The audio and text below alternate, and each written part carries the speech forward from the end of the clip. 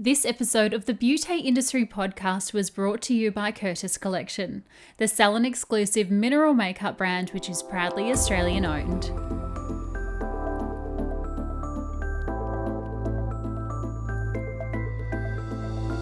Hello and welcome to the Beauty Industry podcast, your online support community for the professional beauty industry. I am your host, founding director of Beauty Industry, Tamara Reid. Here, we are closing the competitive gap and speaking your language. This is a platform created and dedicated to the professional beauty industry, valuing community over competition. We serve to help connect you with inspiration from industry experts, expand your knowledge through educational pieces, and bring you the latest in product and technology innovation. This is Beauty Industry. Hello beauty community, what a rollercoaster ride we have gone through the past few weeks. For today's episode, I was thinking about who I could feature that would give you loads of inspiration, put a big smile on your face and make you feel just that little bit more motivated to get off the couch, switch off Netflix and feel a little bit more you than maybe you have felt in the middle of this mess. And the person to help you do that today is the vivacious Victoria Curtis, founder of Curtis Collection. Victoria and I sat down to record this episode a little while ago now, so there's no virus chat, just pure passion for life, business, and the way that every woman should feel both inside and out. If you haven't yet heard or seen, Curtis Collection by Victoria is an Australian-owned cosmetics brand created by Victoria herself. Having grown up in a family of talented hairdressers, makeup artists, and beauty therapists, Victoria's love affair with all things beauty began at a very young age during her high school years. Knowing her passion right from the very get-go, Victoria's first job was in a beauty salon before graduating from Swinburne Uni with a Bachelor in Business Accounting and Marketing, where Victoria was awarded a graduate position in marketing with LOreal Australia. Her role at LOreal specialised in the Professional Salon Division, and it was during this time that Victoria identified a niche in the market. Her vision was to create a salon-specific cosmetic range that would combine the luxury and style of a department store makeup counter with high-quality products, ingredients, and formulas that would complement in-store beauty services and the salon industry's treating approach. Unfortunately, just as we sat down to begin recording with Victoria, my sound program had a little meltdown moment and I was forced to use another program which I'm not super familiar with. So for some reason, you'll hear me in your right ear today and Victoria in your left, rather than both of us being in both ears. Honestly, the panic I've had whether I should release this episode because of the way it sounds has stressed me out so much, but this conversation was one that was just simply too good to re-record. So I hope you're okay with your ears getting a little workout today while listening to this episode. Here's Victoria and I for Beauty Industry. Victoria Curtis, welcome to the Beauty Industry podcast. Thank you. Thanks for having me. Thank you so much for coming down today to the beautiful Freedom Suites. We're so lucky to have you in here and record with us today. So gorgeous here. I was just saying that. Absolutely beautiful. So you may have listened to a few episodes by now, and you would be familiar with us starting all the way back at people's first careers. Where and when and how and why did you enter the beauty industry? So I feel like beauty was in my blood almost. I grew up in a family that was heavily involved in the beauty industry. So a lot of hairdressers, beauty therapists, makeup artists. So I guess for me, very early on, it was more so watching my mum get ready. So she was always, and still is, beautifully groomed, impeccably dressed, and it was just her daily routine. So for me as a young girl, I think I watched her and, well, firstly admired her because she was just gorgeous inside and out, but more so just thought as a young lady that that's what happened every day. You got up, you blow waved your hair with a round brush, you did your makeup, and you know, you dressed yourself in a way that suited you. And mum and I have a very similar style. So I feel as though it was just something that came really naturally. As a young girl, I didn't question it. I just thought, like I said earlier, this is what you do. So, going into my teens, I feel like the first job that I had was always going to be in the beauty industry. So I ended up in an uncle's hair salon on reception. And I've said this a lot before, but I think what really got me in that space and in that environment at the time, even as a teenager, was watching a woman walk into the salon, rushing in possibly, dropping her kids off and she's just made her appointment or 5 minutes late, sitting down, and then, 2 hours later, having had her hair done or her colour refreshed, walking out with a spring in her step. And it was a contagious feeling, like it was infectious. So I felt like what an effect that can have on a woman's confidence. And I don't mean in a superficial way at all. I think it goes well beyond that. I think I fell in love more with the way that she carried herself and how important it is to take time for yourself. And that doesn't mean you need to have your hair and makeup fully done every day, but more so about self-care, and if that is what makes you feel good, to absolutely work that into your routine. So that had a really big effect on me as a young woman. And I think that even though my career path was a little skewed, so it went a little off track. So my father's in the automotive industry. So I ended up having my first real job after university or during university in that industry. But I came back to beauty when I graduated and worked at LOreal Australia in marketing. So it's funny, like I said, I found my way back there without meaning to, but it was just meant to be, I think. Yeah, gorgeous. We actually have quite a few guests who have been on the podcast who they have a very similar story, watching mum in the bathroom, putting on creams and makeup and doing her hair. And I can already just imagine you, because I've seen your mum on your Instagram. I can already imagine you just like looking at her going, wow, how in amazing. Awe. It was like that. It was just pure admiration. Like, I think it was something that I ended up aspiring to without it, like subconsciously. And, funny, because a lot of people ask me what I think true beauty is. And although, like you said, there are beautiful women, I don't think that's true beauty. I think it's going back to confidence. And I think when I'm in a room and that there's a woman that I can't stop speaking to or that I can't take my eyes off, it's just because of her confidence, and it just makes her the most irresistible woman in the room, and that goes beyond what she looks like.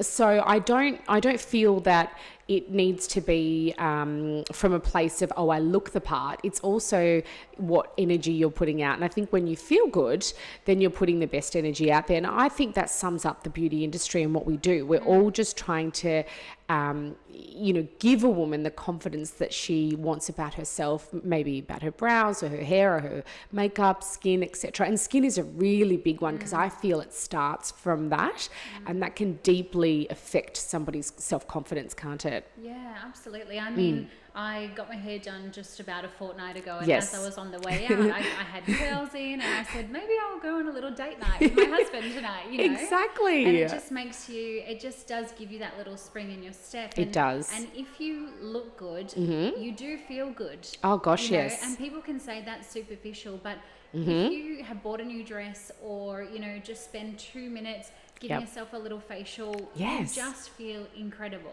Oh, I totally agree. I think that there's a lot in that. And going back to what you said about your hair done, I haven't had my hair done in 6 weeks, and I feel the negativity that it's creating around me is not positive in any way for me on a daily basis. So it's true. It does affect us in little ways.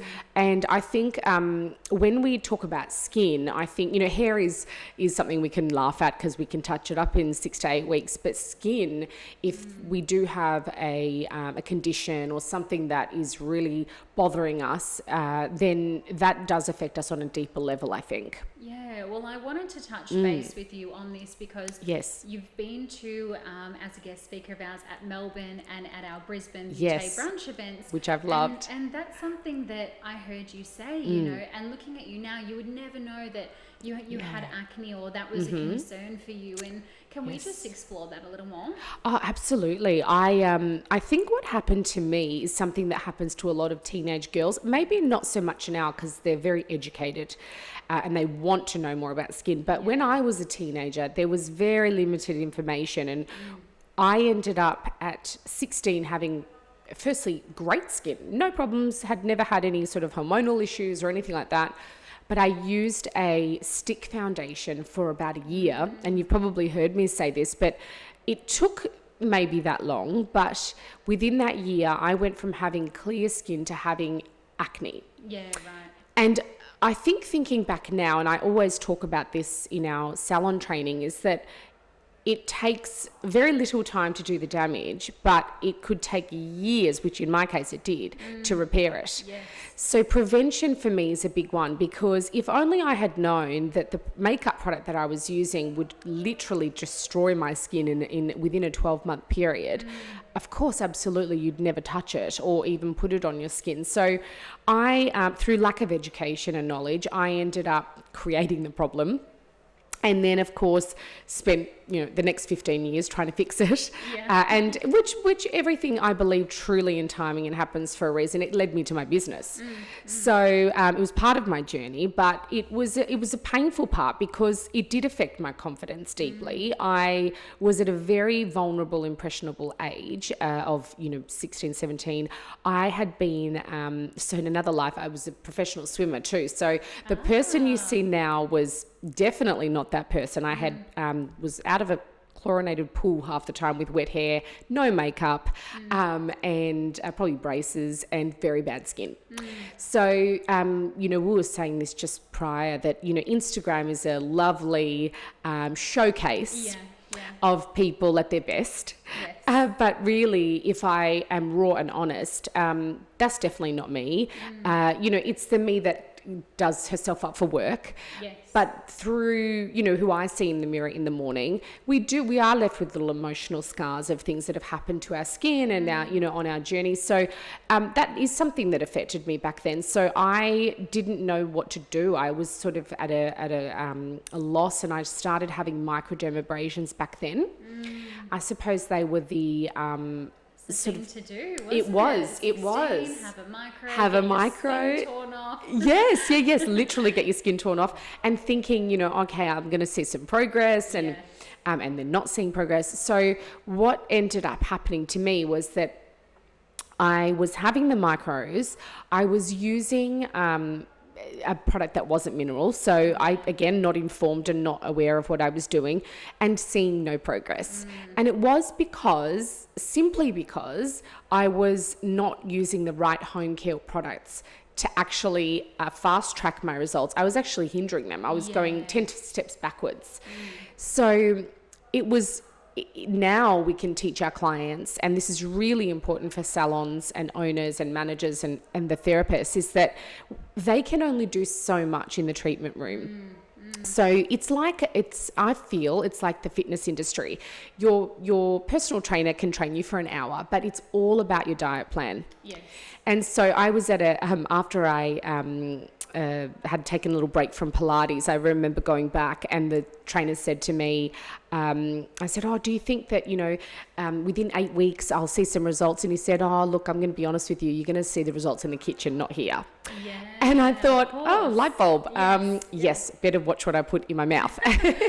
So same goes for skin. We're very aware that when you work out, the two go hand in hand. But with skincare, I think a lot of our clients are still in the dark about the fact that they just think they rock up at the salon, the therapist is going to have all the answers. Yes. One treatment is going to just miraculously change their skin, and they're not thinking or taking any responsibility for their home care. Yes. And the value of good skincare and makeup.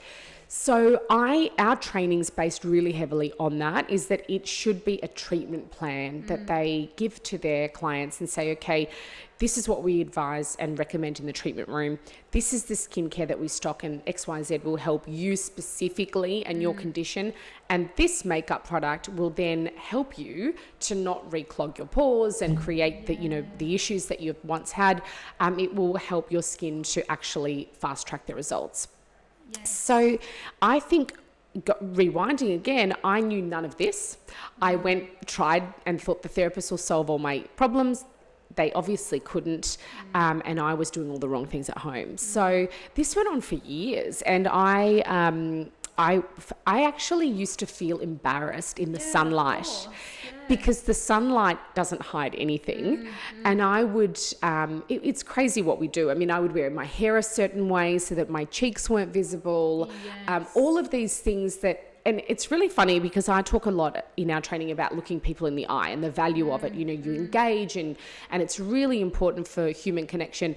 But when your confidence is lacking, you physically can't look people in the eye. You see that a lot, especially in teenagers. They'll have the big fringe, and then they're looking down at the feet the whole time, and then the shoulders come down, and it's completely, it's really interesting to watch. It's heartbreaking. And I can completely relate, because that's not the person I am today. Yet if I think about how I felt back then, the last thing I wanted to do is look at people in the eye and for them to look at me directly in the face.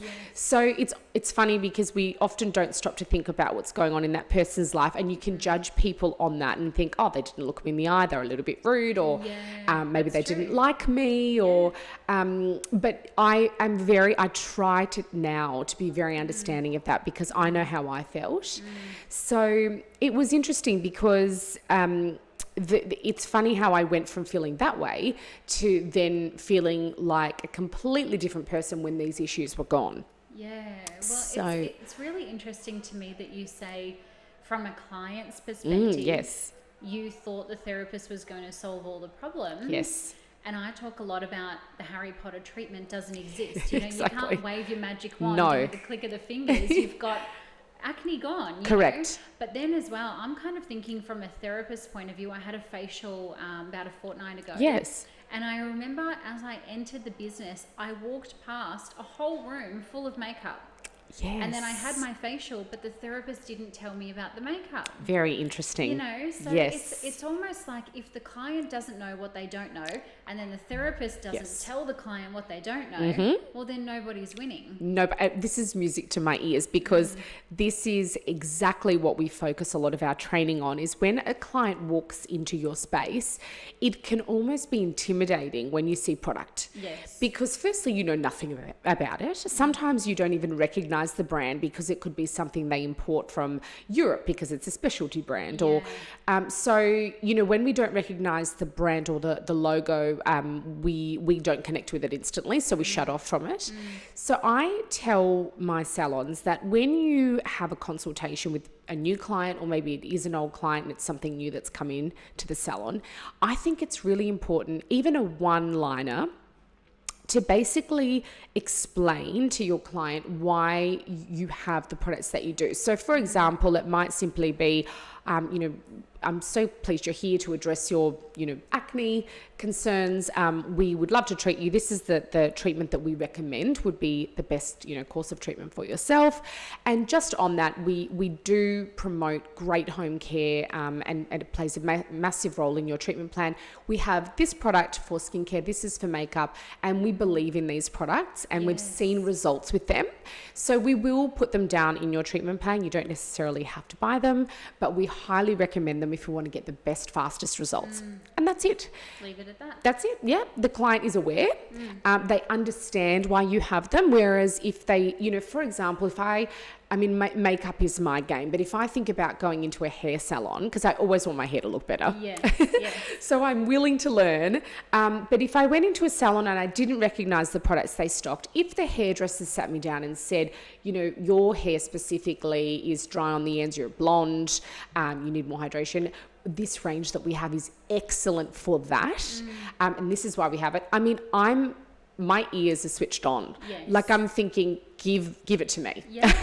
And this is the thing, because we're all hungry for knowledge. Absolutely. And if they give us a little bit, if they give us a little seed, yes, we want to know more. And then so the client Totally. will ask more, and then that will open up Yes. the conversation, Yes. right? But if you don't tell as a therapist, That's right. and then even let's say the hair analogy, yeah, we see a shampoo on the shelf, Yes. and we don't recognize the brand, well then in that chair, I'm going to Google that brand. oh gosh, And absolutely. then I go, oh, okay, I can get it on whatever site. Yes. And then I can purchase it cheaper.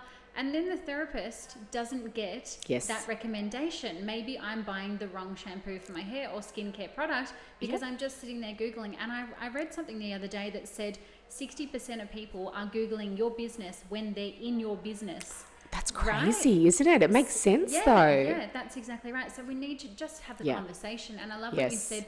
It doesn't have to be a pushy conversation. It Oh, doesn't have yes. to be about sales. It's just literally, let me tell you why we're obsessed with this brand and why we stock it. Oh God, exactly. And everything I feel goes on energy. So if you're excited about those products and it comes from a genuine place, your client is going to feel that energy and want to know more, like you said. So when I train our therapists that stock our brand, I often say, okay, this foundation, I can tell you all the facts, all the ingredients, everything you need to know about it. However, I would like you to wear it for 2 days.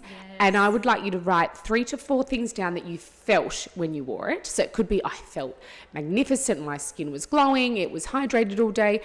And they are the things that I want you to tell your client because they're going to come from a genuine place of experience. You're going to say them with excitement because you felt it and it felt good.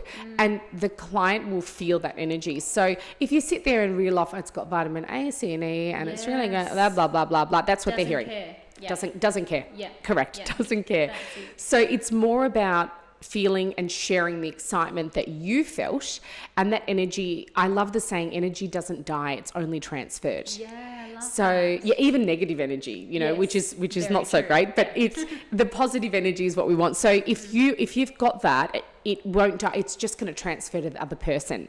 So that's a big thing for sales for me in store, is that I don't like to sell, like you said earlier, in a pushy way. I feel as though all I want to do is share information that will benefit that person and their specific condition. Yes. And that is only going to help somebody. And that's Yes. the best way to do it. Yeah. And then that way you're not thinking, oh my gosh, what was that product again? Which foundation is that? If you know the products and you've used them and you're in the treatment room, and let's say you recognize dehydrated skin or flaky skin, and you may just drop a simple line to the client on the bed and say, look, I've noticed, during your treatment, I've noticed a little bit of dehydration around, this area. On the way out, I'd love to show you and pop a little bit of this super hydrating foundation that we have. It will literally transform your skin in a minute. Yeah. You won't see this. It will plump you all day. It'll keep that hydration and the water at the surface of the skin. I think it's going to really work for you. And one product to each client. That's all. They will then naturally become curious about the brand because they'll like the one product that works for them, hopefully. Yes. But we don't need to talk about a full face. We just Yeah. need to look at, it could be their brows. It could be something you think that will just benefit them. And that's the way that I do it when I meet clients, is I just think, okay, it's like I'm calculating what would work for this lady and what can I introduce her to that's going to make her makeup routine 10 times easier. Yes. Yeah. I love that. Yeah. And so all of this came from the need of you having acne. Exactly. Where do we go from there? I mean, how does one just start a mineral range? Yes. Yeah, no, gosh, and mineral not didn't easy. even look like what it did No. back then as well. Well, that's so true, because back then mineral makeup looked like it's ground down from rocks, so it almost looked like dirt. Yes, yes. It could have been mistaken for that. It didn't have the glow. The brands that did have the glow had an ingredient, a mineral actually, but a mineral that was derived from lead and copper that used to aggravate skin conditions. Right, okay. So, which is crazy. So I learnt this from the pharmacists that we work with to create our products. But what happened was it started off looking, being good for your skin, but not looking so good. So then they included the ingredient to give it a glow. Then, of course, people noticed that this wasn't a great ingredient. Their skin wasn't improving. It was creating issues. Yeah. So then you may have heard this kind of talk in the industry, but the minerals now are triple milled. Yes. So they're milled so finely that they now have the glow without the ingredient. Sure, okay. But that's been like 15 years of technology advancing. Yeah. And we're lucky enough to work with manufacturers and pharmacists that use this technology. So we can ensure that that ingredient isn't in there, but we do have this beautiful glow. After the break, Victoria shares with us how personal motivation and makeup go hand in hand. But first, a quick word about the brand that we have been raving about today. The thing I love the most about Victoria Curtis Cosmetics is that they are a salon-exclusive mineral makeup brand which is proudly Australian-owned. Founded by Victoria herself, the range is chic and fashion-forward, combined with pharmaceutical-grade minerals that are all about healthy, glowing skin. If you haven't noticed already, the Curtis Collection range has a cult following and is an absolute must-to-have in your makeup collection and in your beauty salon. To find out more about Curtis Collection and become a partner, visit www.curtiscollection.com.au. Thank you so much to Victoria and the team at Curtis Collection for being our beauty partner for today's episode. And now, back to Victoria. So, going back to what you said, I had the problems. I worked at L'Oreal Australia after I finished. I did a degree in accounting and marketing. Mm-hmm. And in Melbourne, and then I went on to receive a graduate position in L'Oreal, and it was in marketing but in hair care. Right. So it was working on brands like Kerastase, L'Oreal, and Matrix, and Redken. And so what would happen is once a month I would go on the road with the sales representatives to sell in the new promotions with them and support them in that with our marketing material. And what I would notice in a lot of salons is that the makeup that they had in there was mineral based a lot of the time. I felt like that was the movement back then. Yeah, it was becoming really trendy, wasn't it? Totally. And I think people were starting to value that, oh, hey, we really do need a makeup product that's not going to work against us. So it was there and it existed. However, what it lacked was luxurious packaging and displays. So I think that was my first light bulb moment where I thought, okay, yes, I want to purchase this for my skin. Do I feel as, I suppose, does it feel as luxurious as the designer cosmetics I would buy at David Jones? No. Yeah. And a lot of people buy on packaging. Oh, look at Instagram. Correct. That's why. That is yes. A little Chanel flat lay. Oh, yes. 1,000 likes because it just has Chanel in it. Correct. It's this purse-proud society, and I think that it definitely wasn't like that back then, but it has become so, like you said, through social media. But I felt like, even just pulling something out that felt good and looked good, I think it's all part of the beauty routine. Yeah. So it was just something I was thinking about, but of course I worked at L'Oreal. And then what had happened at the time is that I moved to England and when I was there, I wasn't working because my partner at the time was working in a really random part of the country. So there was nowhere for me to really work. Yeah. So I started just investigating the things that I had thought about and my skin was still suffering at this time. So I visited a couple of the manufacturers that we now work with and I showed them what I was using and the pharmacist knew straight away. They just said, look, XYZ ingredient making your skin worse potentially or just working against it and setting you back. And we talked about minerals, what I wanted in a product, what I didn't. And we came up with one formula at the time and that's my Matte Perfection that's still in the range today. I was just looking at your skin thinking, you look very matte and very shiny. Not at all. No. Well, firstly, your skin is perfect with nothing on. Mine needs it. So I'm wearing the veil to help it look better. But I like to be matte, but with a glow. Yes. So I say matte, not flat. Yeah. So you can still get that look without looking powdery, cakey. Your skin can still have the radiance. So for me, I think I formulated a matte foundation initially just because it was something I wanted. Now we've obviously got the option of dewy foundations because so many people love them. But for me, I felt like that was where I would start, and we came up with the formula and also an illuminator that's still in our range. So I would mix the two together to get that glowy finish. Yeah. Yes, and I used that for the better part of a year. That is when I realized, and it freaked me out, that over a year with treatments, now it wasn't just the makeup, I wish it could solve all these problems. It doesn't, it would be a miracle. But it supported what I was doing. And all of a sudden, all of the lumps and bumps and the texture in my skin that I didn't like and the congestion was gone. And I don't mean overnight. No. It was, and I remember thinking, oh my goodness, there's one part of my face that's like flat. Wow. And I think, wow, there's more of it and more of it. And it was unfortunately what is left over from, and a lot of acne sufferers will agree, are the scars. Yes, my skin had scarring, but it didn't have the congestion anymore. Yes. And a lot of the time, that is a direct result of what we're putting on our face. Of course, for women, it can be hormonal too, and all the rest of it, but that certainly doesn't help. It can aggravate it. So I think then moving back to Australia, and this is, I cannot believe it now, but it's 10 years ago when I started the brand this year. When's your 10th birthday? Brand's 10th birthday? Yeah, so in October this year. I know. I honestly, I can't believe that. It feels like I blinked. And saying 10 years, I almost feel like I'm telling a fib. Like I think, no, it can't be 10. No, it is 10 years. And you had a baby in there. Yes, I had a baby in there. When did that happen?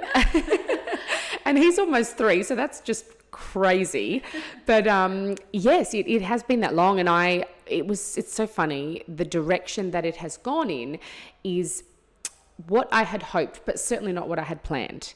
And I think the reason that happened was when I launched the product, and it was in Brisbane, and I had one product, and it was just to put on brides that I was doing some makeup on, clients that I was seeing, because I was just doing some casual work here in Brisbane and thinking about how I would get into the industry. And then I had a client that I did makeup on say, I own a salon, and that was in Camp Hill, and I'd love to sell this. I think this would work really well in my salon. And now it's funny because my L'Oreal brain switched on, and I thought, okay, I can, but I don't want to sell this, a product on the shelf. It needs to be part of a display, because I know that in a salon, it will become a destination point within the salon, and it will gain more traction. It will be more of a showpiece, I suppose, and people will be more inclined to buy if it looks like a full range. So oddly enough, I turned her down at that point. I didn't say that I didn't want her to sell it. I said, can you give me 6 months? Because I feel like we wouldn't be doing it any justice if you just had one product. It's not a no, it's not yet. Exactly. And this goes back to sometimes rushing things. I don't believe in business, I always stop and think, because something can sound amazing, but are you ready for it? Are you prepared? Are you going to fall through? And then all of a sudden, if you fall short, then that's the impression of your brand, and you can never go back, and you may never want to work with that. They may never want to work with you again. So I've got examples of that today on a larger scale, but there have been opportunities that have come our way that anyone would say to me, oh, you're crazy, go for it. And I know that at that moment, I'm not 100% fully committed to that. And it wouldn't be the right thing for the brand. And not, like I said before, not yet. Yes. But yes, we'll get there. But I think that we need to be able to deliver 100% if we're going to take that on. So I sort of had that mentality back then, but I took that 6 months, put together a colour collection and designed a display that I knew would sit nicely in a salon space. And then that's what she took on in the end, which is amazing. And from there, it was funny, because this is the part that I didn't expect. I took a massive risk, and I worked with Sweaty Betty PR, Roxy Jasenko. Yes. You remind me a lot of Roxy. Roxy is a fabulous woman. Some people say polarizing, but I love her tenacity. Oh, yes. Like, she is, let's do it, Oh. full speed. She really is, and she's got I mean, thank you. That's a wonderful compliment. I wish I had her energy. I do. I think I'd go a million miles an hour and so much faster if I did. But she does. She truly is a very unique woman. And I think at the time, what I loved about her is that she took my brand on when really it wasn't even a brand. It was just me. So she saw the potential in the brand and she loved that it was Australian owned. And really she comes from a very similar background in the sense that she started her own brand out of nothing, and she does tell the story that she didn't even have a formal education in that space, and it was just out of passion. So I think maybe she connected with that in my case, and we worked really well together. But what she did for me back then was basically I use the analogies. She used a megaphone and just screamed my brand out to Australia. Amazing. So it was great because all of a sudden we went from having one retailer to like 100, bang. Wow. And it was really quick. But I kept up. Like I did not want to say no to any opportunity because I knew that this was the time to do it. If it was coming my way, I had done all the hard work, you know, the research on the product, the branding, the stand. I think what I had to do is take the financial risk of investing in my PR, which is hard because what are you investing in? A lot of people just think, well, how do you actually measure that? Yeah, and what's the financial return? Because exactly. What am I even paying for? What am I actually paying for? It's not tangible. I can't, it doesn't translate. But when the accounts started rolling in and the inquiries, that's when I thought, wow, this is the best investment that I made. It was the scariest. You know, investing in the stock was fine because I saw it arrive. I thought, okay, there's my money. Here it is. Yeah. It's right there. I do have to sell it now, which is scary, but it's there. So you're spot on is what am I actually getting with PR? So, at the time, PR was really different to what it was now. It wasn't about influencers. It wasn't about, you know, all of this Instagram. It was print media. It was radio. It was all of those things. But Instagram was picking up and we jumped on at the right time, I think. So she was, I mean, I'll always be grateful to her for that time because I think it really put us on the map, but we were able to deliver too. So I think that Roxy appreciated that as well because the last thing that she probably wants for her brand is to promote a brand that doesn't necessarily deliver on what they promise. Yeah, well, I was going to say it's a great kind of nod towards your just workmanship. I mean, anybody can go and get leads, you know, anybody can get a PR agency, get the megaphone, get the Roxy Senko and go wild and get the inquiries. Exactly. But it's you on the other end that has to build the relationship, fill the orders, spot on, and really service that account. So service the account, which is what I, from day one, not only did I pound the pavement. And when I say that, the door knocking was day and night because I think what scared me is that I did have a lot of stock that I had ordered and invested in it. And it was intimidating in the sense that, well, who's buying this? This is just going to sit there and collect dust if I don't make those calls. And when you are in that position, and I don't, you know, it's not desperation, it's just drive and determination, I think. You've got no other choice. You have no other choice. And I think with a retail product, it's almost more scary because you have the physical product there and you go, I need to get this out. Whereas me, for a service-based industry, like we're selling our Beauty Academy online program. And yes, amazing. Not a plug, but I know what you're saying. That people aren't. Correct. That it's not moving. Do you know what I mean? It's not a physical thing that I need to get out of my house. Exactly. No, you've literally hit the nail on the head. It's when you see it and it's sitting there that you think, okay, I'm either going to get up today and do my absolute best to get that out the door or it will sit there. There is just no other option. So I think in the early days, I just... I mean, that drive is still there, which I'm so grateful for because a lot of people do, and you can lose the passion. It's up and down every day, let's be honest. But I think that initial drive, that feeling I had in the early days, it still exists within me, which is how I know that I still love my brand and I'm still doing what I'm meant to be doing. But it was just the no's, and there were many, many no's, because not every salon is ready to invest in makeup. They don't even do makeup.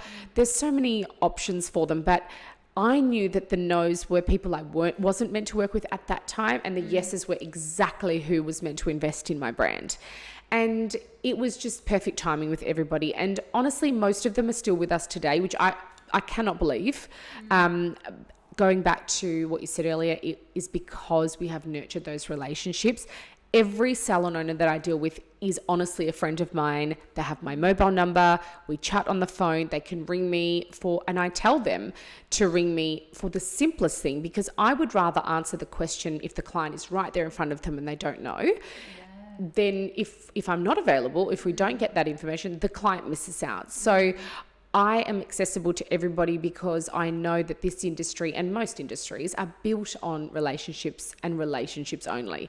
The product is, of course, it also needs to be fabulous and deliver, but most people buy, I feel today, to support a brand that they love, or a story that they believe in, or if it's, something that they agree with in an ethical space. I mean, there's so many reasons beyond the product.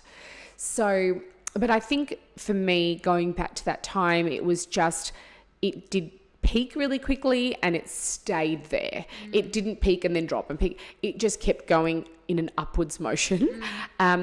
I had to pick up the pace and make sure that I was on my game as we grew, because that meant bigger orders and more displays and managing and forecasting to a level that I didn't even know, because I'd think, well, hang on, we grew X amount last year. We did way more than I thought the year later. How do I forecast for this year? It could go anyway. So one thing that I do, and it may not work for everybody because it does involve investment, but I am always overstocked.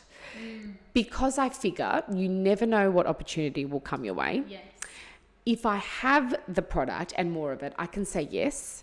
If I don't, then I'll be forced to say no, and it may never come my way again. Yes. So that's just my theory. I mean, and that's what works for me. And with makeup, it's a bit different because our production is like 9 months ahead. So it's a long process. It's not like I can order and in 3 weeks the product arrives. So it is very risky, and it's really hard to know what's going to happen in 9 months' time. So I just feel like being super prepared. But back then, and that's now, but back then it was always about having a big brand mentality. And we spoke about this at our last event with you, is that even as a small brand, perception is everything. Yeah, absolutely. I mean, there are so many brands on Instagram that are probably run out of their bedroom. And because their Instagram and their products and their packaging looks amazing, you and I would never in a million years know that. No. We're just perceiving that it's this beautiful, luxurious brand, and I'd love to, have a piece of it. Yeah. So acting like a big brand is the biggest lesson that I feel I could share and teach anyone that's looking to do something similar, or even having their own salon, is that a lot of people say, I'm just starting and I don't know how to really drive the business. That doesn't matter, as long as you're promoting what you can do and your skill. And having this big brand mentality where you say, this is what I'm capable of, shooting it in a way that looks beautiful for your Instagram or website, no one will know where you are and how you're doing it. And that's irrelevant. It's just about having the mentality that you can deliver on the service. And if you can, the client doesn't mind where they're getting it. Yeah. That's another thing I've learned, whether you're in the smaller salon space or the bigger salon space, if you are giving the client the best out of yourself, they'll always come back.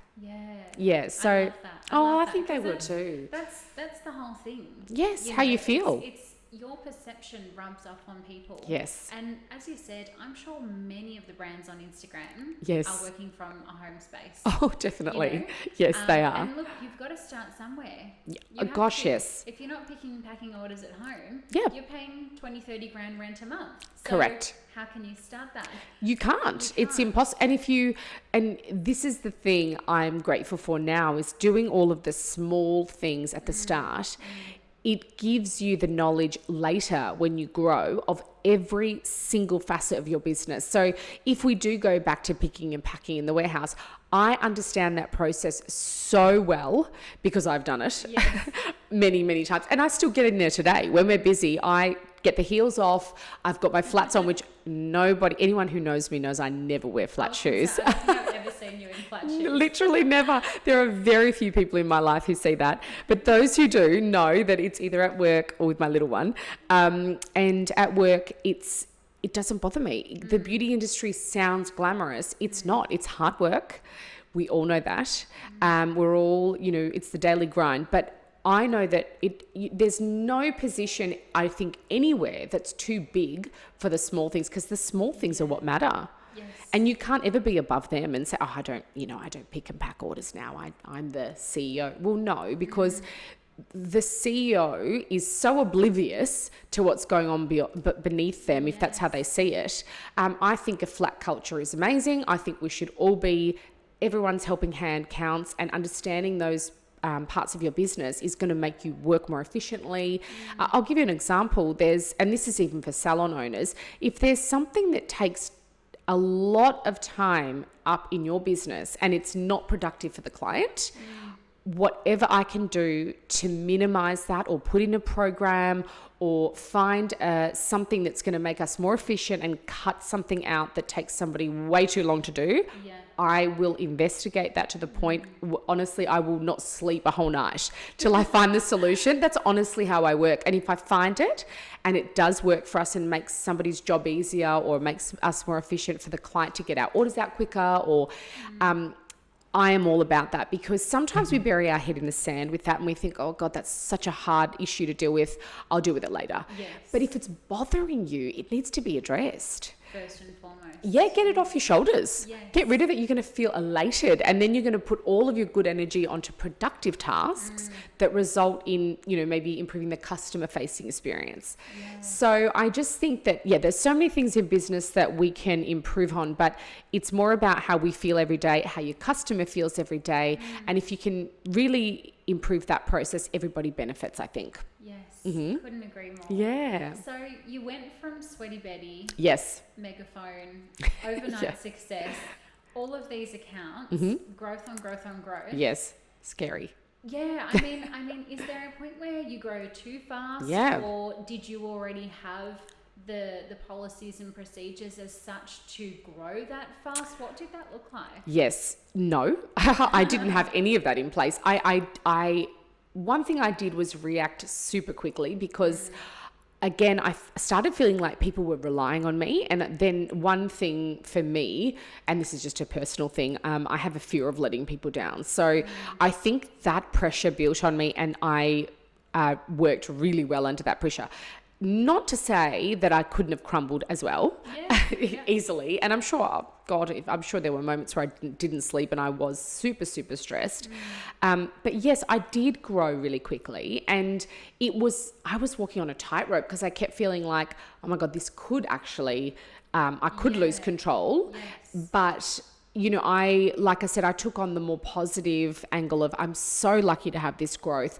I really want to grow with these people. What can I do to improve on how we work together? Yeah. And that's when the processes and procedures started naturally falling into place. And I would understand that, okay, for example, even today, when our stockists order, I start thinking ahead and think, okay, they've placed an order, their clients, let's say it's on a Wednesday. Now, a lot of people might think, okay, we'll get that out, whenever that might be. We're a bit busy today. My thought process is they need this by tomorrow or Friday to have it for the weekend. Yes. So we, for example, will ship express post with no extra charge for express. Because we want it out. I'll absorb that cost, because for me, if it's there on the weekend, it's there to be sold at a time or a day when people are looking to buy makeup. Day on a Saturday, getting their makeup done. Yes.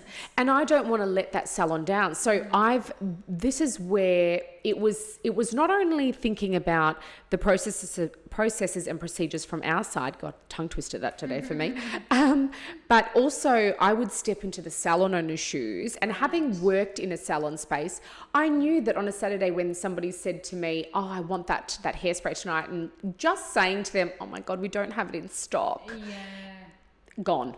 Yes. Missed opportunity. That person's probably never going to buy it again. On the price line on the way correct. Home. And then they've got one, don't need one anymore. Yes. So I think I would think of the flip side too. Also, as we grew, I realized that taking phone orders and email orders was super time consuming. Not only for me, but the customers ringing up, okay, we've got an order, talk you through it. Oh, is that shade? Writing it down, mistakes because you're writing, and did she say this? And I'll call back. Way too much time. So then I thought, okay, what can we do to streamline this? Because again, like you said, we went from 0 to 100. Normally you'd have a year to figure that out. I had about 10 minutes. So my web designer, who is amazing and now a very good friend of mine, who has helped me really build my brand, he must deep down somewhere hate me because I call him at these crazy hours, and I really, really do. And I say to him, Michael, I need you to build me a website that's going to do this, this, and this for my stockists. Yeah. And he just says to me, Victoria, you're crazy, but I'll find a way. We like finding a way. We like it, and we're both crazy together, and we both find the solution together. So we sat down and I said, okay, this is what my salons want. They want to order really quickly. They want video tutorials on products. If I can't make it in for training, what can we have that's like a virtual training session? Right. So we built this site called Access All Areas. And Access All Areas is basically an education hub for my stockists. They log in, it's me basically speaking to them about every product with a video tutorial. So if there's a new staff member and we can't train them for 2-3 weeks, they can sit in front of the laptop. Amazing. Yes. And they literally, it's like they've got me there and I'm showing them how to use everything. So training on hand, super easy. Ordering, there's like a system that basically has all our products. They just put their quantities in, it tallies up their spend so they know whether they want to take product off, add more based on their budget. Push send, comes to us, goes to them, to our warehouse, and it's done. Yeah. And there's no errors that way because it's on the site and everybody knows and has a copy of what they've ordered. So it took out hours of work that I didn't have because I would have rather had the time door knocking and winning more accounts and servicing our salons. They need the time to actually look after their clients and not be doing it on their lunch break. They actually deserve one. So I felt like it was a solution. So these are the things that I felt I had to do because we grew quickly because I didn't have the time. And I was forced to find a way to minimize the admin. And look, that's great too, because I'm grateful for that now, but it was part of, I didn't shy away from the growth process. I embraced it. I thought, okay, give it to me. I'm dying under pressure here. I'm sweating at every turn, but what can I do to and once I would cut something down, I'd think, oh my God, this has changed my life. And I would really be grateful for it. I'd think, oh my God, that website is the best thing I've done for me and my clients. How good is this now? I've got free time to do this. So the little wins I would celebrate, I wouldn't give myself a pat on the back for them. I'd just say, oh my God, this is so great for all of us. Yes. I saw it as like a team effort and we all are going to benefit. Well, I really like your almost practicality around it. I mean, I have worked with and have heard about brands who to this day don't have an online ordering system. Oh my gosh. I just think it's bloody 2020. Oh, I don't know how. But also as well, it's very... what's the word? Almost perceptive. I don't know. Yes. Open-minded of you to be thinking about the stockist and about your clients on a very practical level because some things that head offices and CEOs do, I'm like, where did you get that from? When we put that into salon or clinic, that's not going to work. Ever. So I really like that, you're saying that just ordering online and little bits and pieces like that. I mean, training. Oh my gosh, training. That's the hardest thing. We don't want to send people out. We don't want to, close appointment columns off. We can't cancel clients. So that's great. And I'm sure, I don't know, but you probably have in-person training as well. But yes, absolutely. In the interim, if you can't get there, jump online. Easy and quick and maybe sometimes less intimidating for a new staff member that thinks, oh my God, I know nothing about makeup. I don't want to embarrass myself when Victoria comes in. I'm really conscious of the young girls too because they may not, a lot of them are therapists. They're not makeup artists. Yeah, well, this is the thing. We're like, what is makeup? What is makeup? Yes. And this, I've even said many times to therapists, after your client has a facial, ask them if they just want, while they're still lying on the bed, a little bit of foundation, a little bit of powder, because most Yes. likely we're going to, I mean, it's Friday today, we might go out for a drink. Yeah, you know, exactly. Whatever you're going to do, even just ducking into the supermarket, if you're treating a client with acne, Yep. just that tiny little bit just gives somebody the most amount of confidence. But Oh, still, yes. therapists get this icky feeling because they're like, I'm not a makeup artist. Don't know why how are to you do making it. me do this? But So it's, true. yeah, it makes a lot of sense that you're saying, Yes. you can just watch something that's so easy, less intimidating. Yes. And just think of it as the final step The to kind of the treatment. Exactly. And you're so right, because when I started meeting a lot of our therapists and their staff through in-person training, as we were sort of building and growing, that's one thing that I felt from them is I thought, oh my gosh, I feel bad for this girl because she thinks she needs to know about makeup to even sit in on this session. Yes. And then through that, I developed a training program that we call Think Like a Therapist. I love that name. Yeah, so I felt like, firstly, there's no makeup artist in that title, so you do not need to be one to use this brand. But if you think like a therapist and you are thinking about skin, because that's what you are thinking, you're trained to do, then when the makeup product comes into the recommendations or the prescription that you're doing with the skincare, it's just an extension of that. Yeah. So you're prescribing, vitamin, like the B serum, C, etc., and this foundation because it's got XYZ in it too. Right. I teach them to think of it as the final step, like you said, in the skincare prescription they're giving them. So it's not intimidating. You do that anyway. Then let's think of the foundation that you would bring into this plan to complement the skincare. Yes. Then you don't need to be a makeup artist. Like you said, you might massage a little bit of it into the skin like you would the moisturizer. No technique required. And then what I often say is that if you've popped that on or you've talked about it and explain why you think it works for them, then I'm not telling you to do a full face of makeup on anyone. Yes. I'm just simply saying recommend a product that you think will work.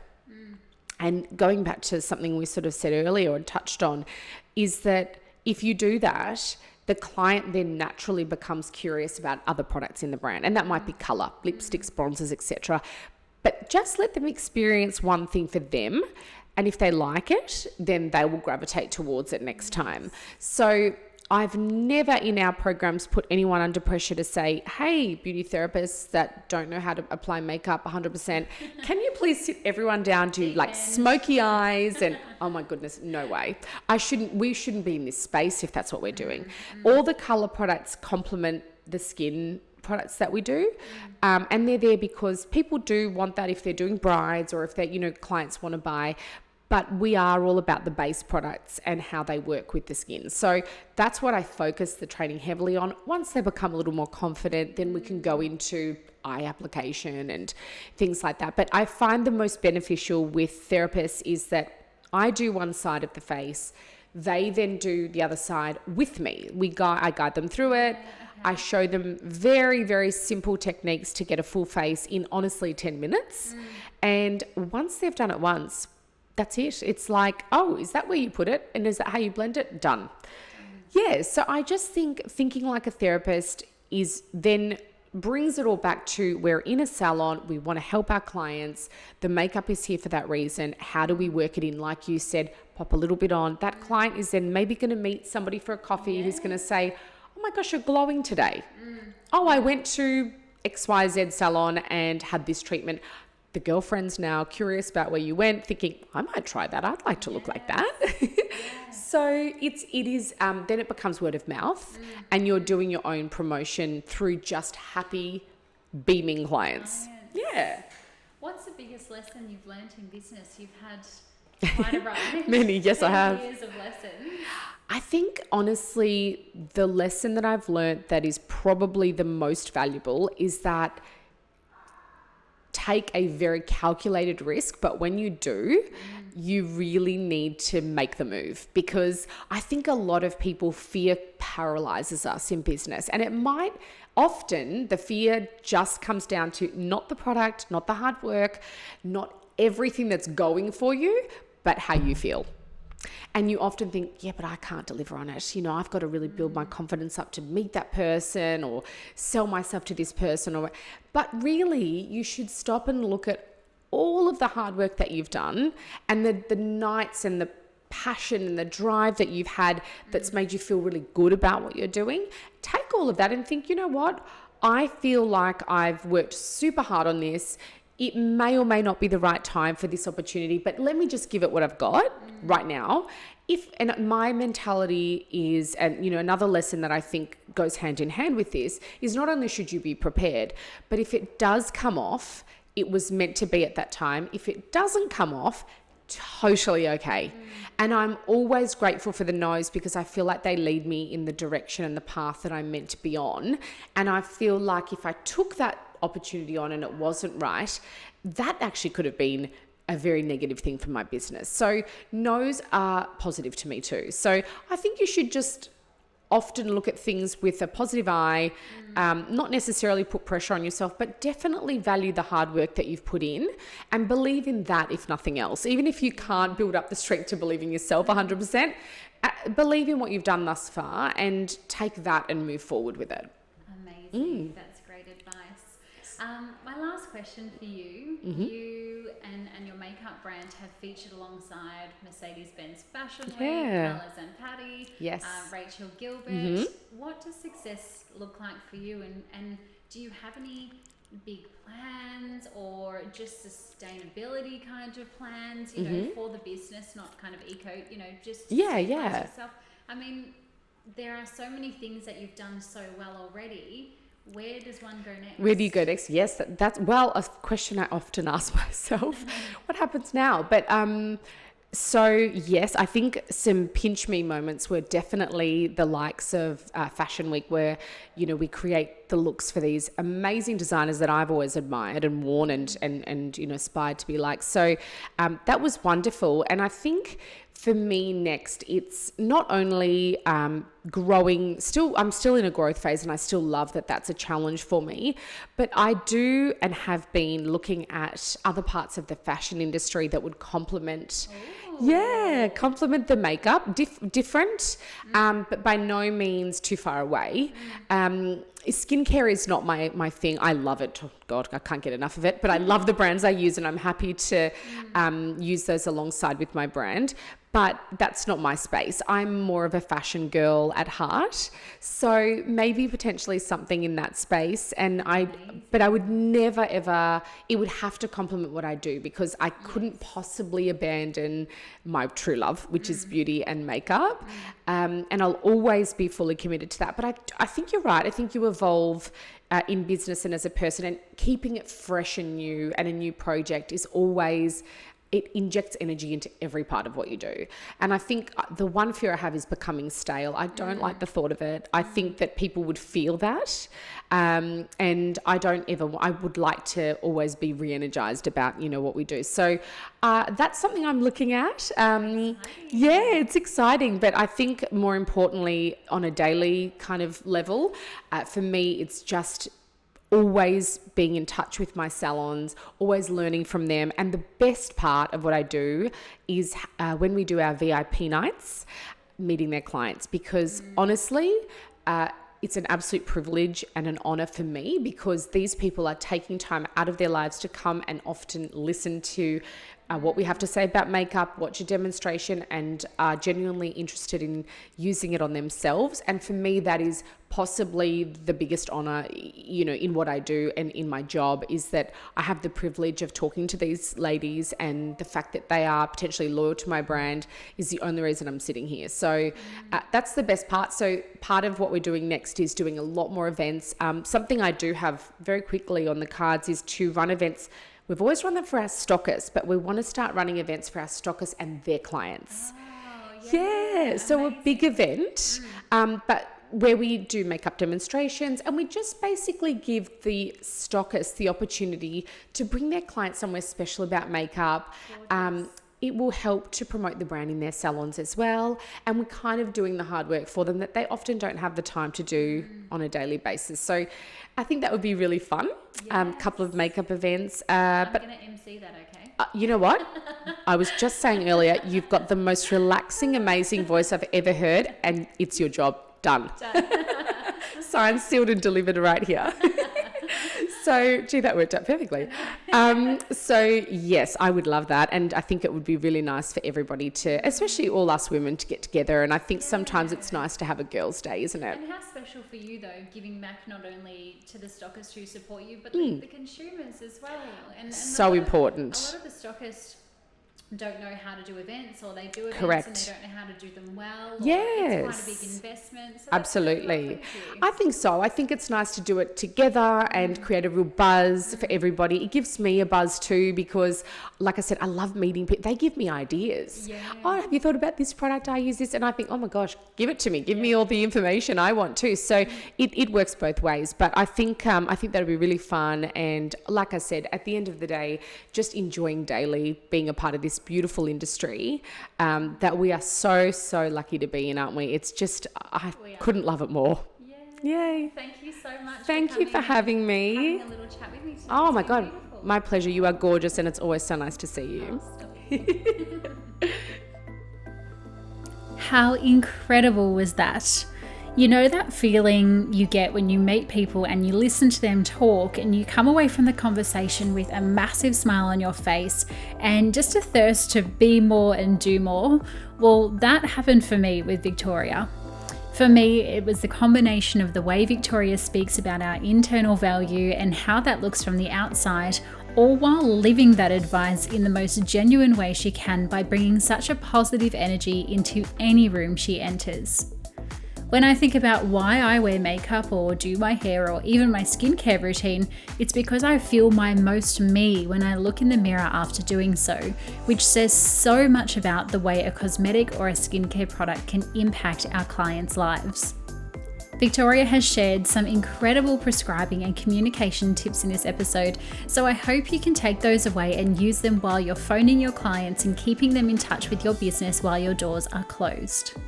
I know a podcast can't help you directly generate revenue or help your business survive during this tender time, but I do hope that this conversation gave you a little bit more motivation than maybe you had before tuning in today. If you're not already, please come and join the beauty industry community group over on Facebook, which now has over 3,000 other industry friends in there. Or if you think another business owner, account manager, makeup artist, therapist, receptionist, or whoever else may benefit from a little dose of sunshine in their ears, then please pop this episode onto your social media stories or tag them in the episode across our channels by directing them to @beautyindustry. Until next time, stay connected.